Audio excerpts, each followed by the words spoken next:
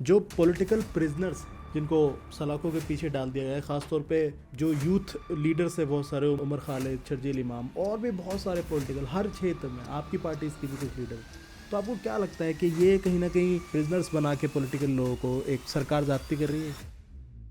تو ایک سوال کا جواب مجھے لگتا ہے آپ سے بہتر کوئی نہیں دے سکتا. جیسا کہ ابھی ایک مدعا ہوا، وندے ماترم پہ ایک بہت بڑی بحث چلی. کانگریس نے وندے ماترم پر سمجھوتا کر دیا، وندے ماترم کے ٹکڑے کر دیے. وندے ماترم سب نے اپنے اپنے پوائنٹ رکھے پارلیمنٹ میں، اور پرینکا گاندھی نے بھی بہت ایک اچھی اس دن اسپیچ دی.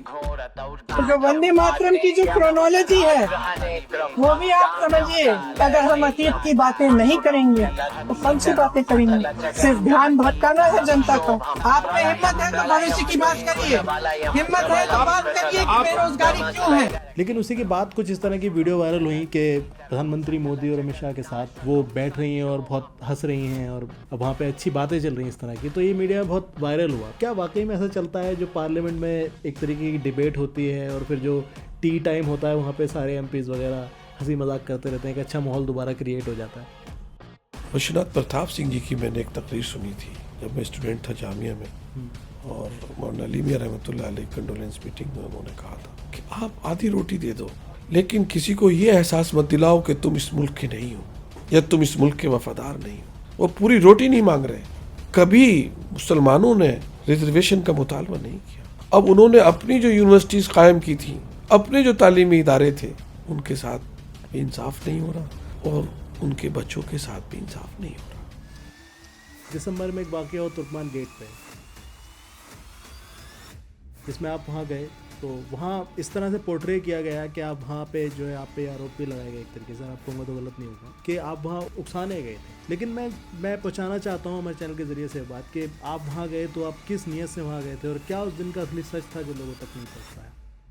آداب دوستو، میں خالد رضا آپ سبھی کا استقبال کرتا ہوں ہمارے پوڈ کاسٹ انفلٹرڈ آواز میں. آج کی بات چیت میں ہمارے ساتھ موجود ہیں ایک ایسی قابل ترین شخصیت جو کسی انٹروڈکشن کی محتاج نہیں ہے. ہمارے ساتھ بیٹھی شخصیت اس تاریخی مسجد کے امام ہیں جس کی دیواروں نے صرف عبادت نہیں دیکھی بلکہ ہندوستان کی سیاسی اور فرقی تاریخ کو بھی قریب سے محسوس کیا ہے. کہا جاتا ہے کہ اس مسجد میں مولانا ابوالکلام آزاد جیسے عظیم قائد اور اے پی جے عبد الکلام جیسے سائنٹسٹ راشٹرپتی نے بھی نماز ادا کی. یعنی یہ جگہ صرف عبادت گاہ نہیں بلکہ ہندوستان کی روح سے جڑا ہوا ایک نشان ہے. رامپور کی گلیوں سے نکل کر دلی کی سیاست کے کیندر تک کا سفر، مسجد سے سنسد کا ایک ایسا سفر جہاں دوری تو صرف 60 فٹ کی تھی لیکن اسے پار کرنے میں 20 سال لگ گئے. ایک امام جو پہلے نماز پڑھاتے تھے اب سانسد بن کر سوال پوچھتے ہیں. سوال وقت کی زمینوں پر، سوال مسلمانوں کے حق پر اور سوال اس دمن پر جو چپ کے بڑھتا جا رہا ہے.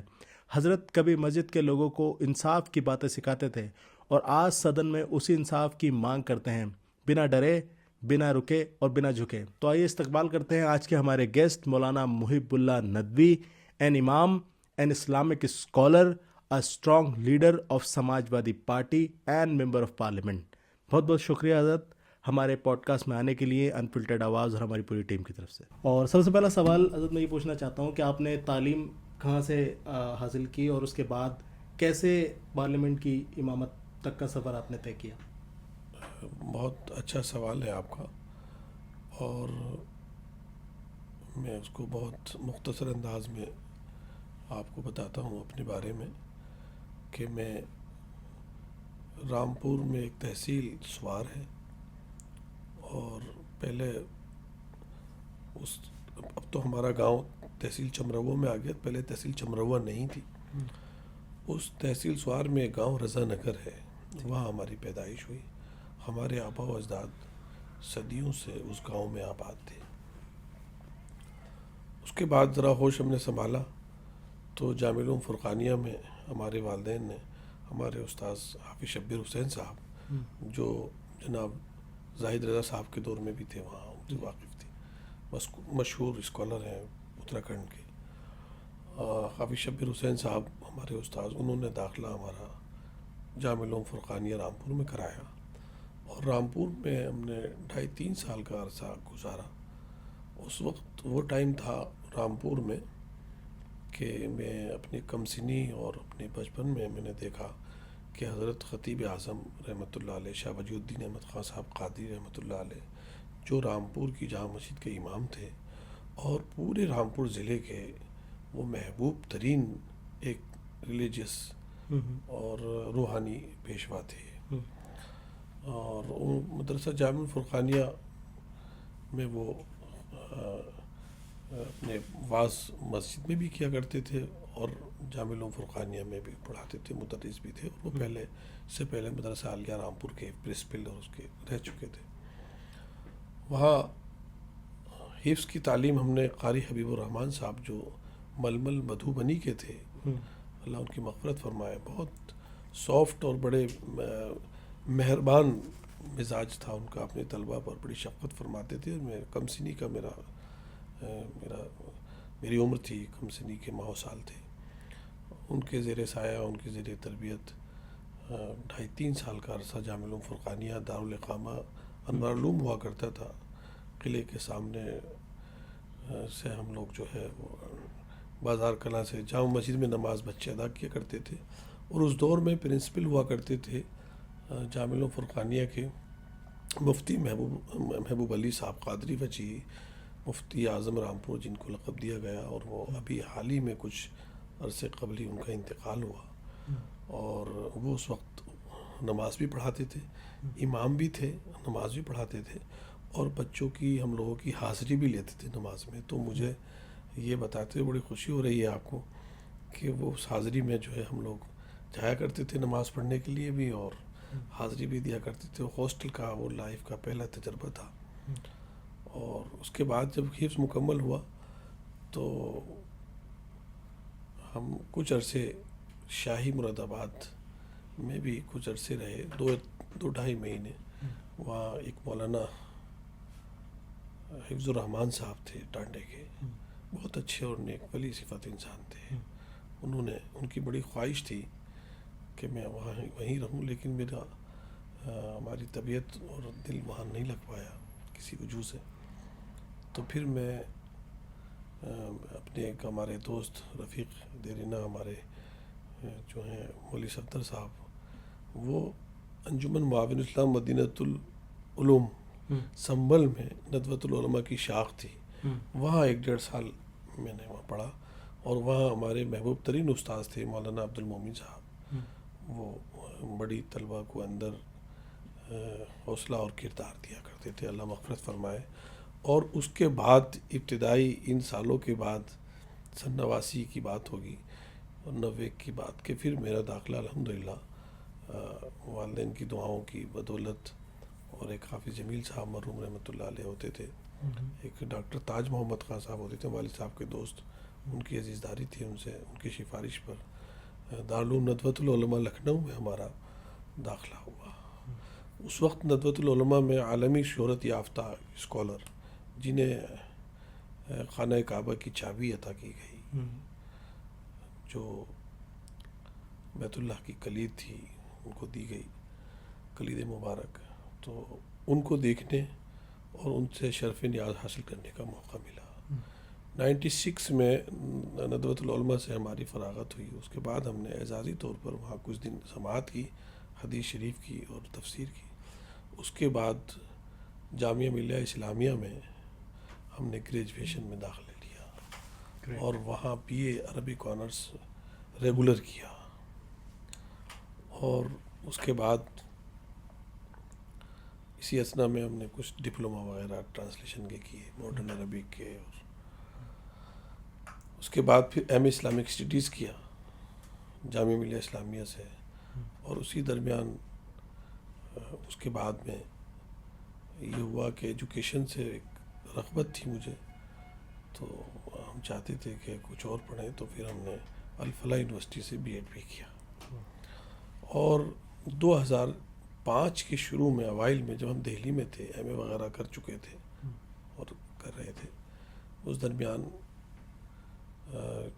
پارلیمنٹ ہاؤس کی جو مسجد ہے، جو بڑی تاریخی مسجد ہے، اسما نگر کہ 1911 میں پائے تخت کلکتے سے دلی منتقل ہوا، اور جتنے بھی پہلے وہ کونسل ہاؤس کہلاتا تھا، پارلیمنٹ تو بعد میں بنا، اس عمارت کو پہلے کونسل ہاؤس کہتے تھے. تو یہ مسجد جو بعد میں جو کونسل ہاؤس کی مسجد کہلاتی تھی، بعد میں پارلیمنٹ کی مسجد کہلانے لگی. اس مسجد میں بہت سے فریڈم فائٹر نماز کے لیے آتے تھے، ان میں مولانا آزاد بھی تھے. اور اس دور میں پارٹیشن کے وقت یہ فریڈم کی لڑائی چل رہی تھی، آزادی کی لڑائی چل رہی تھی. اس دور میں اتنا سماج میں تقسیم نہیں ہوتی، مسجدوں میں آنا جانا لوگوں کا رہتا تھا، اور مسجدوں سے لوگوں کو انسانیت کی اور ایک دوسرے کے ہمدردی کی تعلیم دی جاتی تھی.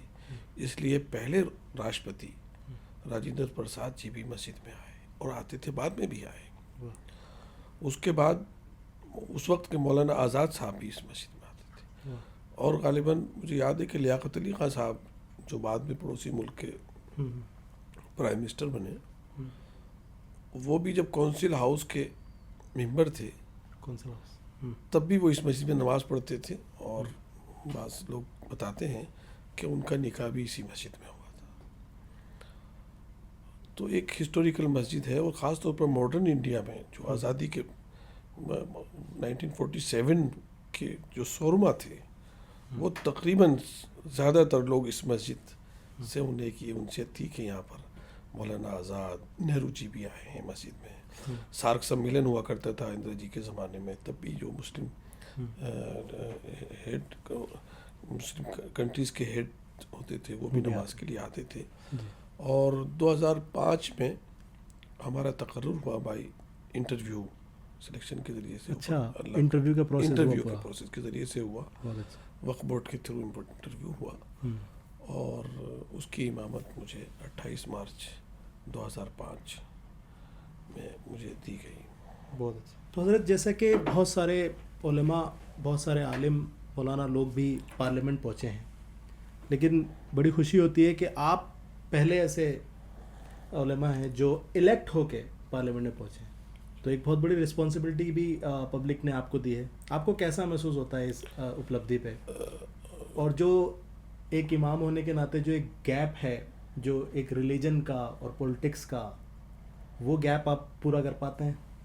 نہیں، دیکھیے، ریلیجن اور مذہب کا اور سیاست کا کوئی بیر نہیں ہے، بلکہ ایک عظیم شاعر نے تو یہاں تک کہا کہ اگر سیاست سے اخلاقیات اور مذہبی اخلاقیات کی تعلیم نکال دی جائے تو ظلم و جبر کے علاوہ کیا بچتا ہے. مولانا آزاد، مولانا حسین المدنی، مولانا فضل حق خیر آبادی، شاہ عبدالعزیز صاحب، یہ وہ نامور ہستیاں ہیں جنہوں نے ملک کی آزادی کا بگل بجایا ہے. نو ڈاؤٹ کہ آپ یہ کہہ سکتے ہیں کہ شاہ عبدالعزیز صاحب کے بعد، رحمۃ اللہ علیہ کے بعد، کوئی سٹنگ امام، پیشے امام میں الحمدللہ آج بھی اللہ کے کرم سے اور لوگوں کی محبتوں سے آج بھی امامت کی خدمت انجام دے رہا ہوں. اور زیادہ تر تو جمعہ جب انڈیا میں ہوتا ہوں تو میں اپنی مسجد میں پڑھانا ہی پریفر کرتا ہوں، اللہ کوئی مجبوری ہو. تو ایسا پہلی بار ہوا، اور یہ بزرگوں کی دعائیں، اساتذہ کرام کی دعائیں ہمارے. اور رامپور سے مسجد کا تعلق اور سیاست کا تعلق اس لیے بھی بڑا گہرا ہوا کہ مانیہ اکھلیش یادو جی نے، میرے بھی ذہن میں نہیں تھا اس وقت، یاد نہیں تھا، جب مجھ سے فرمایا، ہماری ملاقات ڈاکٹر شفیق الرحمان برق صاحب مرحوم رحمۃ اللہ علیہ نے کرائی، اور انہوں نے اکھلیش جی سے انٹروڈیوس کرایا. فرسٹ ملاقات تھی. اور تو جب انہوں نے پوچھا کہ امام صاحب کہاں سے بلونگ کرتے ہیں، رامپور سے، تو بڑے خوش ہوئے. نہیں بھائی، وہاں تو ہمیں ضرورت ہے، آپ اپنے ضلع کو لیڈ کریے. تو ان کی حوصلہ افزائی، ان کی محبت سے میرا جو تذبذب تھا سیاست میں آنے کا وہ دور ہوا. ہاں، البتہ یہ بات ہے کہ عجیب کمبینیشن ہوا کہ مولانا آزاد رحمۃ اللہ علیہ جیسی عظیم شخصیت، بالکل میں سمجھتا ہوں ہم لوگ تو کچھ نہیں ہیں ان کے کوئی نسبت ہی نہیں ہے ان کی قربانیوں سے، ان کی شخصیت سے، ان کی وطن کے لیے جو ان کی خدمات تھیں اس سے. لیکن پہلا الیکشن مولانا آزاد نے رامپور سے لڑا تھا 1952 میں پہلا الیکشن لڑا تھا رامپور سے. تو ایک 52 سال 1952 کے پہلے الیکشن کے بعد 2024 کا الیکشن میں پھر کوئی ایک سٹنگ امام اسی مسجد سے تعلق رکھنے والا، جس میں مولانا آزاد بھی امام کہہ سکتے ہیں ہم اس لیے کہ وہ پڑھتے تھے نماز. اور یہ ایک ضابطہ ہے، چونکہ آپ خود ایک بڑے اسکالر کے بیٹے ہیں، کہ جب کوئی بڑا اسکالر کسی مسجد میں آ جائے تو جو سٹنگ امام ہوتا ہے اس کا یہ اخلاقی فرض بنتا ہے کہ وہ سینئر کو کہے. اب وہ سینئر کی مرضی کے مطابق ان کا نمائندہ ہے. تو یوں کہہ سکتے ہیں ہم کہ مولانا آزاد اس مسجد سے امام تھے. جیسے کہ آپ پارلیمنٹ کی مسجد کے امام تھے اور موجودہ امام بھی ہیں، تو آپ کے پیچھے تو بہت بڑے بڑے لیڈرز نے نماز پڑھی ہوگی. ایسا کوئی واقعہ جو آپ کو بہت یاد ہو، اور بہت ایسا واقعہ جو آپ کبھی بھول نہیں سکتے جو مسجد میں آپ؟ بہت اچھا سوال ہے آپ کا، بہت اچھا سوال ہے. میں 30 ایئرس اولڈ تھا جب 30 سال کا اس مسجد کی مجھے امامت ملی. 20 سال ہونے والے ہیں، ہو گئے ہیں 20 سال، اب 21 سال شروع ہو جائیں گے 28 مارچ سے. تو میں نے کبھی عید کی نماز نہیں پڑھائی تھی. نماز تو مجھے مسجد میں امامت کرنے کا تو شوق بچپن سے تھا، جب سے میں عالم اللہ نے مجھے بنایا، اور لوگوں کی خدمت کرنے کا بھی شوق رہا، اور بنا کسی دھرم کے بھید بھاؤ دھرم کے لوگوں سے چونکہ میرا یہ ایک ماننا ہے اور میرا عقیدہ اور ایمان ہے کہ سب کا مالک ایک ہے، اور سب ایک ماں باپ کی اولاد ہیں. تو وچار دھارا اور مذہب الگ ہونے سے اس کے وہ 2 درجے ختم نہیں ہوتے کہ وہ ہمارا بھائی ہے اور ہمارا اور اس کا مالک ایک ہے. یہ 2 رشتے کبھی ان کو کم نہیں کیا جا سکتا. تو کوئی بھی مسجد میں پارلیمنٹ کی 18-19 سال کی امامت کے درمیان میری مسجد میں نان مسلم بھائی بھی بہت بڑی تعداد میں پہلے آتے تھے. اب چونکہ راستے کی وجہ سے کم راستے بند ہو گئے، پارلیمنٹ کی عمارت قریب ہو گئی، تو سب کے لیے میں دعا کرتا تھا. اور جس کی مدد ہوتی تھی، اگر کوئی نان مسلم بھائی بھی پریشان ہے، کسی ایم پی کو ڈھونڈتا ہوا میری مسجد آ گیا، تو میں اس کو اس کی منزل تک پہنچاتا تھا. اور پھر یہ بھی چاہتا تھا کہ تمہیں اگر یہ ایم پی نہ مل سکے تو مجھے بتانا، کسی اور ایم پی سے تمہارا کام ہوگا تو ان سے کرا دیں گے. تو یہ جذبہ ہمیشہ رہا. اور لاسٹ ادھر 10 سال سے میرا تعلق پولیٹیکل، ویسے تو بہت زیادہ مجھے جو چیز یاد آئی، جو میں نے پہلی لائف میں نماز عید الفطر پڑھائی، وہ ٹائم 2005 کا ہی کوئی مہینہ تھا جس میں عید الفطر آئی تھی. APJ عبدالکلام صاحب جو ہمارے دیش کے بہت بڑے سائنٹسٹ اور جنہیں میزائل مین کہا جاتا ہے، اور جن کی قربانیاں دیش کے لیے انہوں نے پوری زندگی، شادی بھی نہیں کی. میں سمجھتا ہوں وہ لوگ تھے جنہوں نے دیش کی ترقی کے لیے اور اس کے اپنی کنسنٹریشن تھا اپنے سبجیکٹ کے لیے ان کو، کہ انہوں نے کہا کہ میں دیش کو مضبوط بنانا چاہتا ہوں. تو وہ نماز کے لیے آئے. اس زمانے میں ان کے پریس سیکریٹری اسم خان صاحب تھے. انہوں کا فون آیا کہ سر آپ کے یہاں نماز پڑھنا چاہتے ہیں. اب میں بہت میچور اتنا نہیں تھا، میں اتنی بڑی مسجد میں جس میں پریسیڈنٹ آف انڈیا نماز کے لیے آئے، اور میں بالکل ینگ تھا. تو مجھے تھوڑا سا وہ لگا، لیکن بہرحال بزرگوں کی دعائیں تھیں میرے ساتھ میں. تو مجھے ان کی سب سے اچھی بات یہ لگی، جو جس نے مجھے بڑا متاثر کیا، کہ وہ کتنا ڈیپلی انہوں نے اسلامی تعلیم کو پریسیڈنٹ آف انڈیا نے APJ عبدالکلام نے پڑھا ہے، کہ وہ 3ری صف میں بیٹھے تھے. اس زمانے میں بہت کم لوگ آتے تھے، عید کی نماز میں چھٹی ہوتی تھی تو لوگ چلے جاتے تھے. تو 3ری صف میں وہ بیٹھے، تو اگلی صف کے 2 لوگ اٹھ گئے. انہوں نے کہا کہ آپ سر آگے آ جائیے. تو انہوں نے ایک سینٹنس کہا جو مجھے، کہ مسجد کا اصول ہے جہاں جس کو جگہ ملے وہ وہیں بیٹھے گا. آپ لوگ اپنی جگہ بیٹھیے، میں اپنی جگہ بیٹھا ہوں. تو یہ سوال مجھے بہت اچھا لگا ان کا. پھر جب ایک اصول ہے، ضابطہ ہے، آپ نے دیکھا ہوگا کہ عید کی نماز کے بعد لوگ امام سے ملتے ہیں، مصافحہ کرتے ہیں. تو لوگ مسافے کے لیے جب کھڑے ہوئے تو پھر لوگ ہٹنے لگے تو لائن سے. تو انہوں نے کہا نہیں, جب میری باری آئے گی میں تب مسافہ کروں گا. مجھے ان کی یہ گریٹنیس نے بہت متاثر کیا. یہ دیش ہمیشہ ان کا قرضدار رہے گا اور بہت لیجنڈ ہے, اسی لیے انہیں مین ود نو ہیٹرز کہا جاتا ہے. تو جیسے کہ ابھی آپ نے ایک انسیڈنس بھی بتایا کہ کہاں آپ کی شروعات ہوئی تھی, انٹری ہوئی تھی پولیٹیکل. اس سے پہلے میں آپ سے پوچھنا چاہتا ہوں کہ آپ نے مینٹلی کب یہ ڈیسیزن لیا تھا کہ امامت کے ساتھ ساتھ اب قیادت کی طرف بھی بڑھا جائے اور پولیٹکس میں انٹرسٹ آپ کا کب جانا؟ دیکھیے پولیٹیکل جو آج کل سسٹم ہے اس کے لحاظ سے میں تو بالکل انفٹ تھا, اس کے بارے میں سوچ بھی نہیں سکتا. لیکن مرحوم ڈاکٹر شفیق الرحمان برق صاحب اور ان سے پہلے اور بھی کئی لوگ ایسے ہوئے, مطلب احمد صاحب اور جو مسجد میں آتے تھے نماز کے لیے مرحوم, اور خاص طور پر یہ حضرات, ان دو لوگوں نے ایک حوصلہ افزائی سی کی کہ آپ کی ضرورت ادھر بھی ہے, آپ جیسے ایماندار, اور مجھے خدا ایماندار بنائے اور اچھے سے. اور انہوں نے تو کہا, تو ڈاکٹر شفیق الرحمان برق صاحب سے بہت سے سیاسی امور پر گفتگو ہوتی تھی, تو انہوں نے ہمیشہ حوصلہ افزائی کی اور کہا کہ نہیں آپ کو.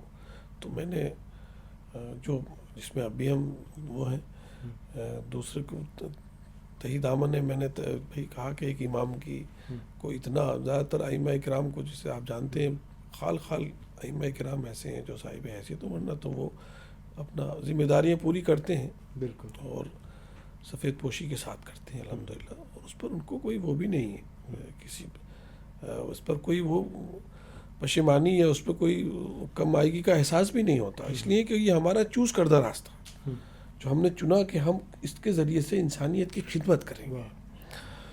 تو میں شفیق الرحمان برق صاحب مرحوم رحمۃ اللہ کہا کہ, تو انہوں نے بڑی حوصلہ افزائی کی بات کہی, اور کچھ چند دوست ہیں ان کا نام لینا مناسب نہیں, انہوں نے جب سنا تو ان کہا کہ اگر آپ ارادہ کریں گے تو ہم آپ کو سپورٹ کریں گے.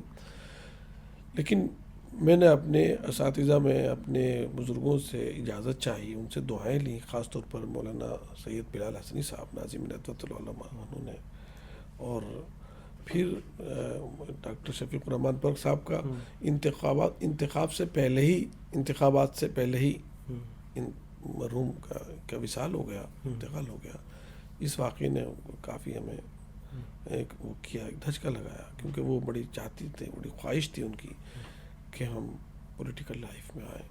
لیکن میں بہت شکریہ بھی ادا کرتا ہوں اور کرتا رہوں گا انشاءاللہ مانیہ اکھلیش یادو جی کا, جنہوں نے فرسٹ ملاقات میں ہی حوصلہ افزائی کی, بہت حوصلہ افزائی کی, اور وہ احترام, وہ محبت سے نوازا جو میں سمجھتا ہوں وہ خود بہت بڑے ہیں اور ان کے ایک بڑے باپ کی اولاد ہے, جو علماء اور مذہبی لوگوں کا, اور ان کا صرف یہ مسلم اسکالرس کے ساتھ ہی یہ معاملہ نہیں ہے مانیہ اکھلیش یادو جی کا, وہ دیش کے تمام مذہبی ریلیجیس کسی بھی مذہب کے ہوں, کسی بھی کاسٹ کے ہوں, ان کو وہ دل سے بالکل پیار دیتے ہیں اور دل سے ان کی رسپیکٹ کرتے ہیں.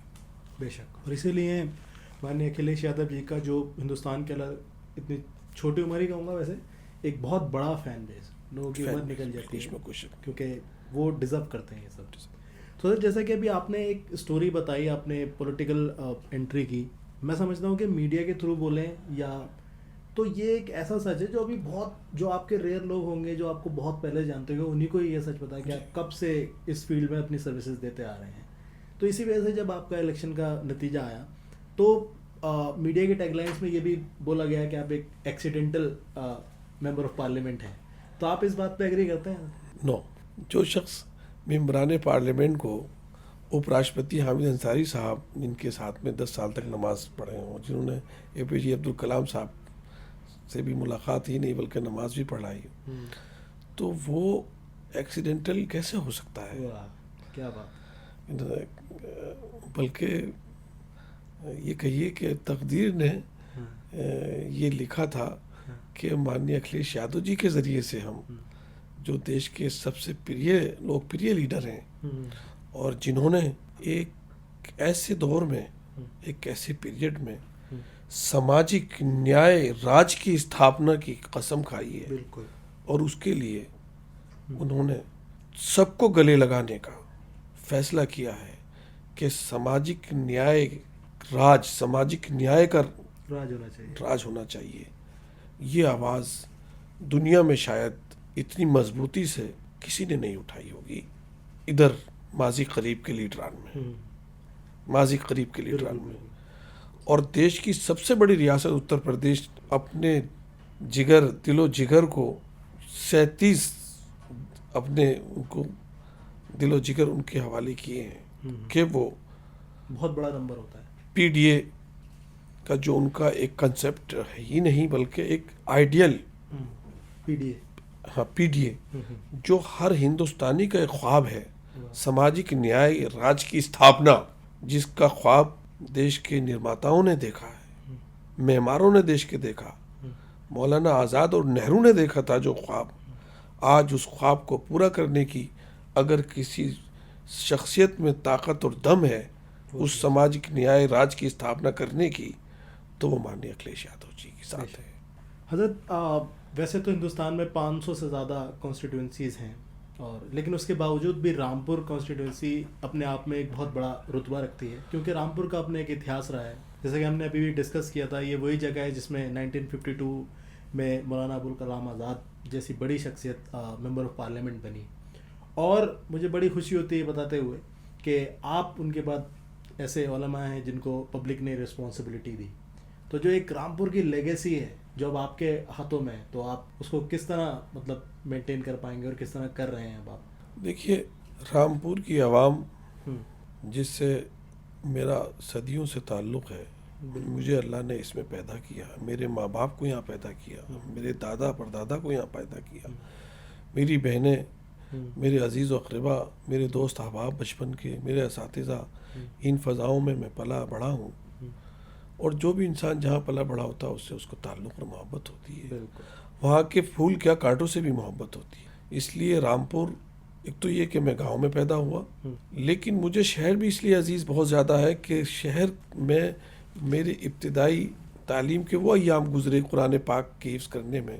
और उस वक्त जो शहर में एक फ़ज़ा थी, अब से 85, 84, 85, 86 के ज़माने में जो लोगों में प्यार था, हम लोगों को बचपन में पता ही नहीं चलता था कि मज़हब क्या चीज़ें होती हैं, किस तरह से किसी भी दुकान से कुछ ले लिया, और हर जिस दुकान से गुजर जाते थे तो सब एक ही बच्चों से प्यार करते थे। उस दौर में टोपी लगा के कोई बच्चा हो या कोई तिलक लगा के कोई बच्चा हो, कोई बच्चों में फ़र्क नहीं होता था। क्या बात है। ये वो रामपुर है।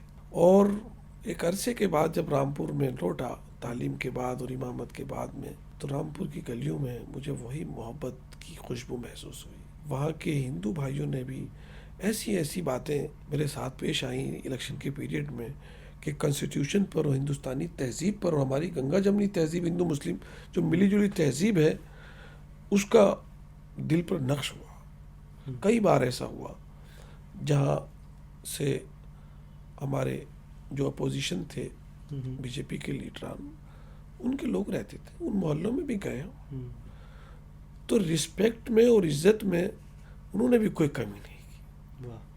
आज भी ये शहर रामपुर और रामपुर की सरजमीनी है कि जो इज्जत से मिलेगा उससे इज्जत से मिलते हैं उससे। मुझे तो ये महसूस हुआ। और कई बार तो आंखों में आंसू आ गए कि यहाँ इंसानियत अभी बाकी है और रामपुर एक आइडियल ज़िला हमारा बन सकता है अगर हम कोशिश करें। अफसोस ये है कि पता नहीं क्यों तरक्की की दौड़ में रामपुर बहुत पीछे रह गया है। जब हम अपने हमसाया और आसपास के ज़िलों को देखते हैं, बिल्कुल उससे कंपेयर करते हैं, तो रामपुर ज़िला बहुत पीछे है, बहुत पीछे है। तो आपका रोड मैप है रामपुर को आगे लेके आने का? देखिए, सबसे पहले क्या है कि लोगों की ज़हनी तरबियत करना होती है, उनके जहन को वुसअत देनी होती है।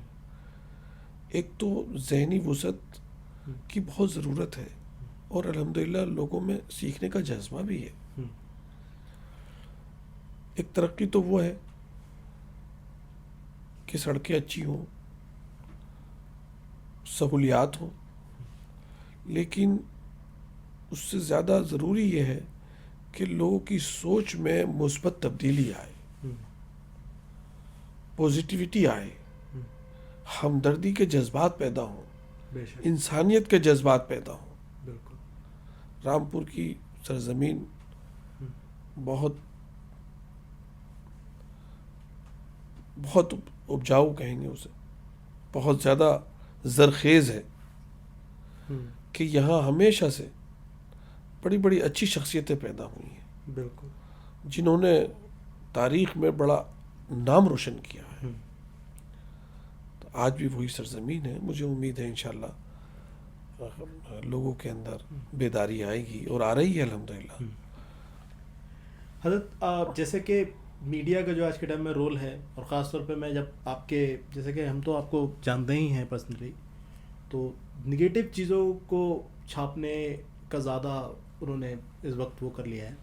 اور اسی میں ابھی دسمبر میں ایک واقعہ ہو ترکمان گیٹ پہ, جس میں آپ وہاں گئے, تو وہاں اس طرح سے پورٹرے کیا گیا کہ آپ وہاں پہ جو ہے آپ پہ آروپی لگائے گئے ایک طریقے سے, آپ کہوں گا تو غلط نہیں ہوگا, کہ آپ وہاں اکسانے گئے تھے. لیکن میں پہنچانا چاہتا ہوں ہمارے چینل کے ذریعے سے بات, کہ آپ وہاں گئے تو آپ کس نیت سے وہاں گئے تھے, اور کیا اس دن کا اصلی سچ تھا جو لوگوں تک نہیں پہنچ پایا؟ دیکھیے, سب سے پہلے تو میڈیا کو, ہماری جو دیش کی میڈیا ہے, اور زیادہ تر میڈیا والے لوگوں نے, بہت سے لوگ ایسے ہیں کہ جنہوں نے اپنے کردار کو, اپنے کریکٹر کو, اپنے ضمیر کو کی اہمیت کو نہیں پہچانا ہے. وہ اور نہ گہرائی میں جا کر کے غور کرتے ہیں, بلکہ ایسا لگتا ہے پتہ نہیں کیوں میڈیا ایک جمہوری ملک میں ایک پلر ہے, وہ کمزور کیوں ہو رہا ہے. اب لوگ جو گورنمنٹ چینل تھے, کمپنیز کے چینل تھے, ان سے تو اعتبار اٹھ گیا ہے. سوشل میڈیا اسی لیے زیادہ ہو رہا ہے کہ سوشل میڈیا پر کم سے کم لوگ بھروسہ کر رہے ہیں. بالکل. دیکھیے, کسی بھی مذہبی کوئی بھی عالم ہو, کسی بھی مسجد کا امام ہو, اور وہ بھی اگر سانسد ہو, تو رات میں اگر کہیں جائے گا تو وہ سمجھانے کے لیے تو جائے گا, ظاہر سی بات. یا کسی غلط فہمی کو دور کرنے کے لیے جائے گا. اور جو آدمی سنسد بھون کی مسجد میں 20 سال سے رہ رہا, 19 سال سے, وہاں اس نے کوئی ڈیمونسٹریشن نہیں کرایا, تو وہاں کیوں کرائے گا؟ چونکہ میں دہلی کی ایک مسجد کا امام بھی ہوں, جہاں رامپور کانسٹیٹنسی سے ریپرزینٹ کرتا ہوں رامپور کو, وہاں میں دہلی کی ایک معتبر تاریخی مسجد کا امام بھی ہوں, دیش کی ایک مسجد کا امام بھی ہوں. اور کسی بھی مسجد, اور بھی دہلی کی کسی مسجد کے بابت اگر کوئی مجھے پتہ چلے کہ رات میں اس کو جو ہے وہ کورٹ کا آرڈر اس کو پورا کرنے کے لیے رات میں, اور اس میں ابھی 2-3 مہینے کا وقت ہو کہ اس کو موقع دیا جائے. دیکھیے, ہمارے قانون میں ہم نے جو شپت لی ہے جناب, اس شپت میں یہ لفظ بھی آتا ہے, اور جتنے بھی ہمارے ادھیکاری ہیں بڑے بڑے جو شپت لیتے ہیں, کہ ہم قانون کی بالادستی کو, دیش کی ایکتا اور اکھنڈتا کو قائم رکھیں گے, اور سچی شردا سے کام کریں گے, خلوص دل سے, خلوص نیت سے. وہ کیا ہے کہ جذبے کا, بھید بھاؤ کا ہمارے اندر کوئی بھاو نہیں ہونا چاہیے, بالکل کبھی نہیں ہونا چاہیے. تو مجھے لگا کہیں نہ کہیں اس امپلیمنٹیشن میں, اس نفاذ میں یہ چیزیں شاید کہیں تال میل نہیں ہیں, کمیونیکیشن گیپ نہیں ہے. تو میں نے کہا اور وہاں جا کر کے ہم نے لوگوں کو اشارہ کیا, ہم نے کہا خبردار, کوئی اس طرح کی کوئی جو غیر قانونی چیز ہے وہ نہیں ہونی چاہیے, اور وہ چیز اس پوزیٹیو چیز کو نگیٹیو انداز میں پیش کیا گیا. حضرت ایک اور مسلم لیڈر ہیں اسد الدین اویسی, ان کے بارے میں آپ کا کیا خیال ہے, کیا کہنا چاہتے ہیں؟ ایک لیڈر ہے, ایک پارٹی کے لیڈر ہیں, اور آپ کو کیا لگتا ہے کہ وہ جہاں بھی ووٹ جو لیتے ہیں وہ خاص طور پہ مائنورٹیز کے ووٹ کو ادھر ادھر کرتے ہیں. تو اب کیا لگتا ہے یو پی کی جنتا اپنا نیتا ان کو خاص طور پہ مائنورٹیز ان کی طرف جائیں گی یا وہ اکھلیش یادو پہ ہی اسٹیبل رہے گی؟ نہیں دیکھیے اتر پردیش کی صورتحال الگ ہے. جی یہاں کے لوگوں کو اندر سیاسی شعور دوسری جگہوں کے مقابلے میں زیادہ ہے، اس لیے کہ انہوں نے بہت سے مسائل کو خود جھیلا ہے اور بہت سی جگہوں پر انہوں نے غلط جو بھی چیزیں ہوئی ہیں انہیں بالواسطہ طور پر ملک کی دوسری ریاستیں چاہے وہ مہاراشٹر ہو یا بہار ہو انہوں نے براہ راست بعد میں اثر ہوا وہاں، بالکل، لیکن فرسٹ فیز میں جو اثر ہوتا ہے وہ اتر پردیش کی سیاست سب سے پہلے اتر پردیش کے لوگ مائنورٹیز کے لوگ جو ہے وہ کرتے ہیں.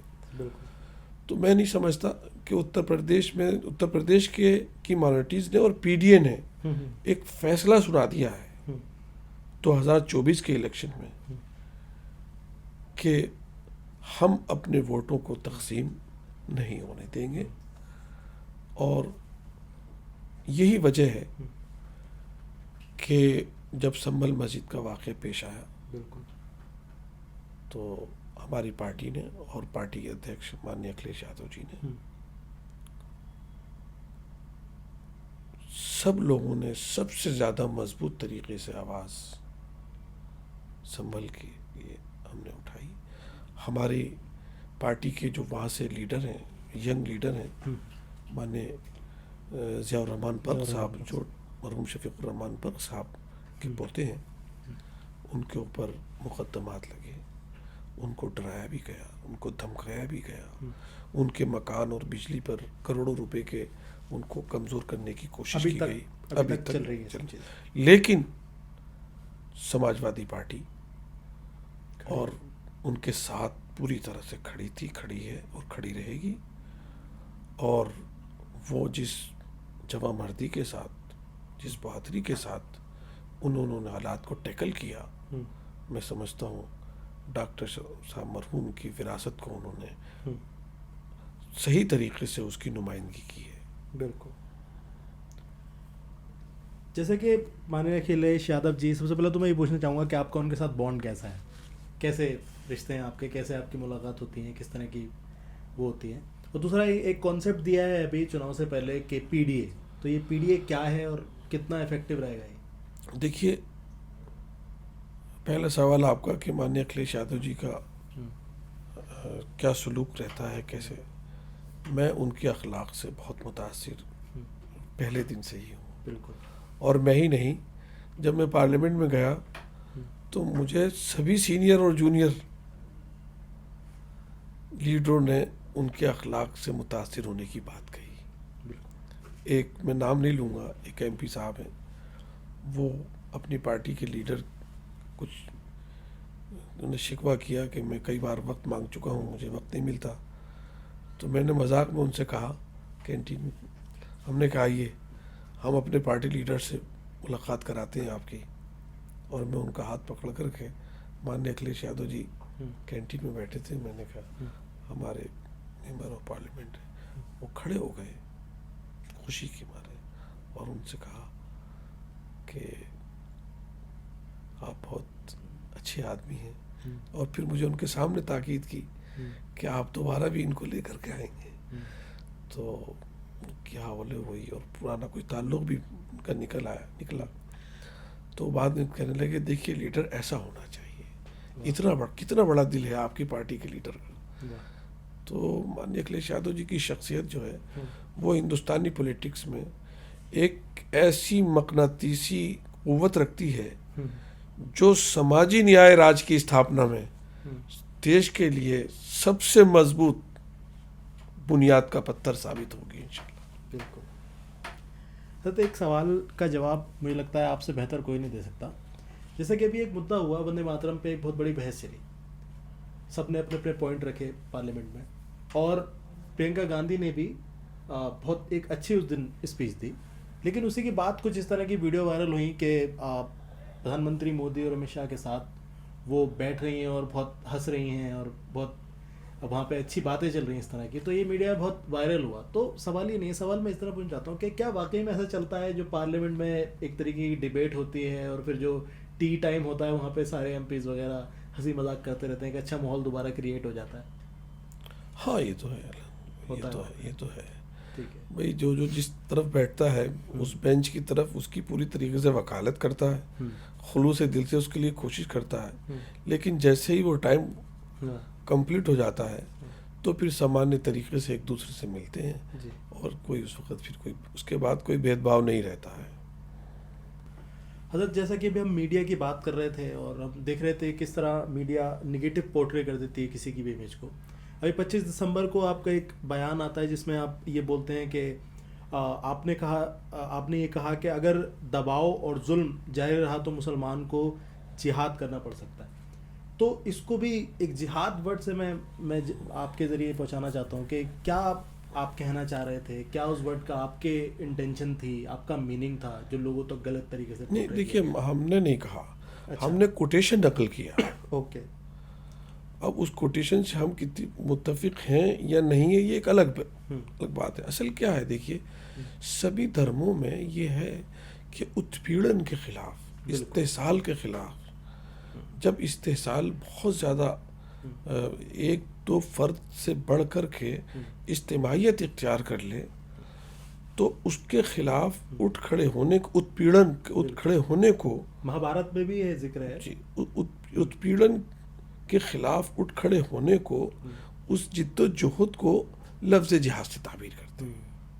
اس جد و جہد کو, اس سعی اور اس کوشش کو جہاد سے تعبیر کرتے ہیں, الفاظ کرتے ہیں. اور جیسے اب سارے ہندو اور مسلم اور سکھ عیسائی بھائیوں نے مل کر کے انگریزوں کے خلاف, ان کے اتپیڑن کے خلاف, بالکل گاندھی جی کی رہنمائی میں, گاندھی جی اس دیش کے بہت بڑے مجاہد اعظم تھے, تو ان کی سربراہی میں انگریزوں کے اتپیڑن کے خلاف جہاد کیا گیا, جد و جہد کی گئی, کوشش کی گئی, یہ اس کے مطلب تھے. اور وہاں ہم نے جو کہا تھا وہ چونکہ مولانا محمود مدنی صاحب اور ان کے چچا جان عظیم اسکالر مولانا ارشد مدنی صاحب اور ان کے والد مرحوم مولانا حسین مدنی صاحب اور ان کے ہم عصر مولانا فضل حق خیرآبادی صاحب رحمۃ اللہ علیہ اور مولانا آزاد بعد تک حیات رہے, یہ سب وہ لوگ تھے جنہوں نے سالہ سال انگریزوں کے راج میں قید و بند کی مصیبتیں جھیلی. اب اگر فرسٹ پیرن وہ یہ کہیں مولانا ارشد مدنی کہ میرے باپ نے اس ملک کے لیے جیلیں کاٹی اور ایک کوئی چیز انہوں نے نہیں لی, انہیں بڑی بڑی پیشکش کی گئی بعد میں, تو وہ یہ یاد کرنے لگے کہ اب اتپیڑن اس درجے پہنچ جائے کہ وہ مایوس ہونے لگے دیش کے سنویدھان سے, دیش کی عدالتوں سے, دیش کے میکانزم سے, دیش کے ایڈمنسٹریشن سے. اگر مایوسی بڑھنے لگے تو یہ چنتا کا وشے ہے, یہ سب کے لیے چنتا کا وشے ہے. ان تمام کروڑوں دیش واسیوں جن کی کروڑوں میں تعداد ہوگی, اوپر والا جانتا ہے جس نے پیدا کیا ہے, کہ کتنے لوگ آزادی کی لڑائی میں دیش کے لیے انہوں نے بلیدان دیا, قربانی دی. اب اگر کوئی دیش کی ایجنسیوں کو, دیش کی عدالتوں کو اپنے گھر کی لونڈی سمجھے یا پیر کی جوتی سمجھے, راتوں کو بدل دے اور پھر آرڈر کرنے لگے, تو اس سے تکلیف ہوتی ہے. ان کی روحوں کو, ان کی آتماؤں کو, جنہوں نے کروڑوں لوگوں نے, سب دھرم کے لوگ تھے اس میں, جنہوں نے دیش کے لیے بلیدان دیا, ان کی نسلیں موجود ہیں, کتنی تکلیف ہوتی ہوگی. یہ وہی سمجھ سکتے ہیں جن کے پریوار اجڑ گئے. آج تک محلات کے کھنڈرات بے رونق ہیں کہ دیش پر وہ نچھاور ہو گئے. دیش کے لیے دولتیں انہوں نے قربان کر دی, ریاستیں انہوں نے قربان کر دی, اپنے بیٹوں کے سر تشت میں دیکھے, لیکن اپنے دیش کو انہوں نے وہ عزت دی جو مرحوم ظفر نے کہا تھا کہ 2 گز بھی جگہ نہ ملی کوئے یار میں. آج بھی ان کی ہستیوں کے لیے وہ جگہ مہرولی میں باقی ہے. دیکھیے 2 نظریے ہیں دیش کی خدمت کے. امریکہ کیوں ہے آج؟ وہاں 7 سال کے بعد کسی بھی پوسٹ پر آدمی پہنچ سکتا ہے. دیش میں جو پیدا ہو گیا وہ امریکن ہے, وہ ٹاپ لیول تک پہنچ سکتا ہے. اور وہاں کی ڈیموکریسی اور وہاں کی پریس اتنی مضبوط ہے کہ پچھلے ٹرم میں آپ نے دیکھا جب ٹرمپ صاحب بہک رہے تھے تو میڈیا نے ان کو ڈائریکٹ بائیکاٹ کر دیا ان کا. لیکن ہمارے یہاں کی میڈیا کسی کے اندر یہ جرأت اور مجال نہیں ہے, اور اگر کوئی کرے گا تو وہ وہیں پہنچ جائے گا جہاں پر انگریز رکھا کرتے تھے ہندوستانیوں کو. بالکل. تو یہ سب چیزیں, ان سب چیزوں کا حل مانیہ اکھلیش یادو جی نے ایک پی ڈی اے کا فارمولا دیا ہے کہ جس کی جتنی بھاگی داری اس کی اتنی حصے داری, اور سب کو سمان اور عزت اور سماجک نیائے کا راج جب تک اس کی استھاپنا نہیں ہوگی, جب تک ان شہیدوں کی روحوں کو سکون نہیں ملے گا جو دیش پر نچھاور ہو گئے. اب دیکھیے 2 چیزیں ایک ساتھ کیسے چل سکتی ہیں. صوفیہ قریشی پہلا جہاز لے کر گئیں, کون سا جہاز تھا؟ رافیل. اور کامیابی کے ساتھ واپس آئیں. سندور آپریشن, مودی جی نے ان کی تعریف کی, پورے دیش کے واسیوں نے تعریف کی. وہیں ایک منسٹر کہ ماننی عدالت سپریم کورٹ نے ان کا ایکشن لیا ان کے خلاف. کیا انہوں نے مدھیہ پردیش کے ایک منسٹر نے ان کی شان میں, ایک فوجی کی شان میں, وہ ایک فوجی ہے, وہ اس کے نام سے فرق نہیں ہے, ایک فوجی ہے, ایک فوج کی بیٹی کے ساتھ اس نے جب وہ رافیل میں بیٹھ رہی ہوگی, آپ اس کے دل سے پوچھئے کیا اسے پتا تھا میں واپس آ جاؤں گی؟ کیا یہ سوچ کر بیٹھ رہی؟ لیکن جس افسوسناک تبصرہ جو ایک منسٹر کا آیا, اور وہ آج بھی منسٹر ہیں, اور ماننی سپریم کورٹ نے ان کے خلاف انکوائری بٹھائی ہوئی ہے. آج کل 26 جنوری ہے, ان کو سمان ان کو دیا جا رہا ہے کہ ان کو ان منسٹر صاحب کو دیا جا رہا ہے. کیا یہ دیش کی فوج کی عزت کی جا رہی ہے؟ اگر لوگوں میں عزت اور بے عزتی جاننے کا فرق ختم ہو گیا ہے یا تو کسی کے ختم کرنے سے ختم نہیں ہوگا. میں سمجھتا ہوں دیش جان رہا ہے ان سب چیزوں کو. بالکل پیچھے جا رہا ہے. نہیں, دیش جان رہا ہے. ہاں. جس دیش کے لوگوں کا یہ پیرامیٹر چینج ہو جائے کیا عزت ہے اور کیا بے عزتی ہے, تو اس سے زیادہ تو میں سمجھتا ہوں اس جگہ وہاں جینے سے کوئی مطلب ہی نہیں رہ جاتا. حضرت ایک لاسٹ اور بڑا امپورٹنٹ سوال, جو پولیٹیکل پرزنرز ہیں جن کو سلاخوں کے پیچھے ڈال دیا گیا ہے, خاص طور پہ جو یوتھ لیڈرز ہیں بہت سارے, عمر خالد, شرجیل امام, اور بھی بہت سارے پولیٹیکل ہر چھیتر میں, آپ کی پارٹیز کے بھی کچھ لیڈر, تو آپ کو کیا لگتا ہے کہ یہ کہیں نہ کہیں پریزن کے پیچھے پریزنرز بنا کے پولیٹیکل لوگوں کو ایک سرکار زیادتی کر رہی ہے؟ دیکھیے ادھر آپ 11 سال کا جو ہے ٹرن اوور ہوا ہے, 12 سال کا جو جس طرح سے ملک کے سیاسی حالات چل رہے ہیں, ہم سب لوگ اس سے فکر مند ہیں, اور ہم ہی نہیں, جو بھی دیش کے بھائی خواہ لوگ ہیں, جو دیش کے باہر این آر آئی ہیں, کتنے فکر مند ہیں. اس سے سمجھ لیجئے کہ جب تک وشناتھ پرتاپ سنگھ جی کی میں نے ایک تقریر سنی تھی جب میں اسٹوڈنٹ تھا جامعہ میں, اور مولانا علی میاں رحمۃ اللہ علیہ کنڈولینس میٹنگ میں انہوں نے کہا تھا, ایوان غالب میں یا کہیں پر آئے تھے, تو انہوں نے ایک بات یہ کہی تھی کہ آپ آدھی روٹی دے دو